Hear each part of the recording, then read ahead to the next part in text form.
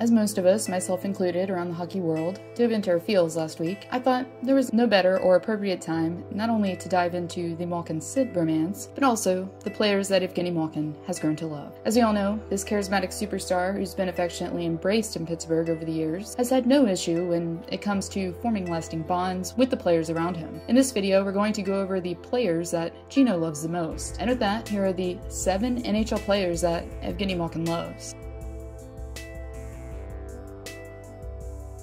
When James Neal came to Pittsburgh, he quickly became known as the little brother that everyone loves to pick on, and no one enjoyed playfully busting Neal's chops more than Malkin himself. From the chirps James lazy to constant humorous photobombs, number 71 made sure to express his fondness for the forward. And yet, even after Neal was traded to the Nashville Predators during the offseason of 2014, Malkin still found a way to prank his former teammate, as he, along with fellow prankster Marc-Andre Fleury and Chris Letang, made sure to put some finishing touches on number 18's car before heading back to the Steel City. Speaking of Marc-Andre Fleury, the netminder was similarly to Malkin one of the key core pieces the Penguins received along with Crosby and Letang that would carry the team to 3 championships. Both first-rounders came into Pittsburgh with much expectation weighing on their shoulders, but it was through the highs and lows of helping carry a franchise to greatness that their lifelong bond was cemented. And yes, if you're any kind of pal to Flower, you're going to get your fair share of pranks, in which Malkin definitely did, while Fleury was in Pittsburgh, and even after. Speaking of Fleury's departure, after number 29 left the Berg for good, Malkin was sure to express his affection for his longtime teammate on social media, with the jersey with the goaltender's number and My MVP in place of his surname, as the caption read, "Sad day." It's really no surprise here that 2 of Russia's best players to come from their generation, aside from Ovi of course, would form some sort of bromance eventually, and after representing their country for years on end, side by side, Malkin and Kovalchuk became quite close. From all-star games to charity events back home, to even attending soccer games, the duo has become inseparable, and they've even made it a habit to train together during the summers, while of course not passing up the opportunity to make some humorous social media posts while at it. While Crosby and Ovechkin's rivalry was previously on ice, well, Ovechkin's and Ovi's also extended to off-ice extracurriculars to start, but since this is obviously a positive type video, I'm going to just leave it at that. Anyways, Malkin and Ovechkin's story began World Juniors, as the 2 young prodigies endured the biggest defeat of their young careers at the hands of Sidney Crosby and Team Canada. Despite having roots in the same country, however, as I alluded to, once the 2 forwards entered the NHL, camaraderie was for a time forgotten. As a pair, while exchanging several hits and almost dropping the gloves at one time, had a bitter rivalry that lasted for years on end. But despite this though, with age, they eventually have been able to put their differences aside. The first to really demonstrate this was Malkin himself. During an interview translated from Russian in 2017, Malkin, just after winning his 3rd Stanley Cup, said that he hoped that Ovechkin would also be able to drink from Lord Stanley's cup, while saying, "I have been somewhat luckier than Ovechkin, but regardless, Sasha remains a great player, one who's won many individual awards and the Worlds. I hope Ovechkin eventually wins a Stanley Cup," he says. Malkin was also present at the Grade 8's 35th birthday, and has been seen hanging out with the Capitals captain on multiple occasions.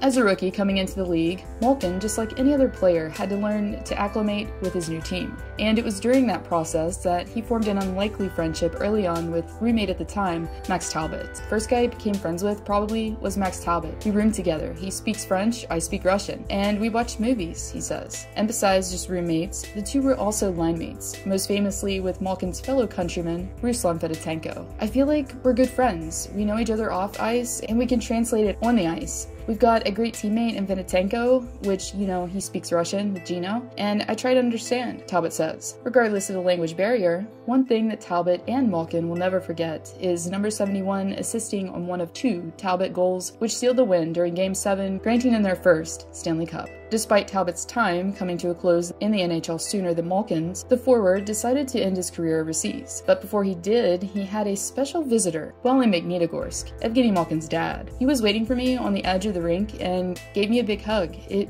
made me really happy to find him there," Talbot says.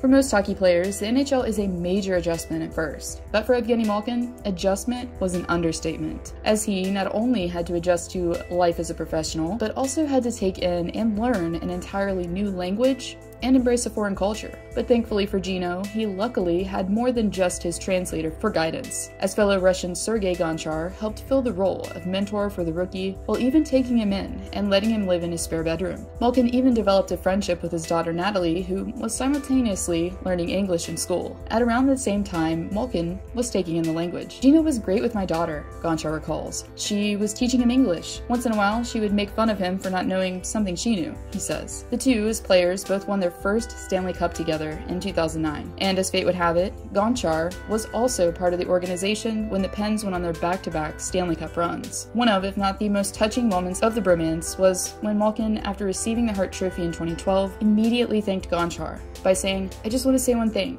I remember when I came to the US 6 years before, and it was a different language that I didn't speak a lot. It was a different game and a different life. The one guy who always supported me all 6 years, he's still my best friend. I want to give this trophy to him. His name's Sergei Gonchar, and I'm glad that I met him," he says.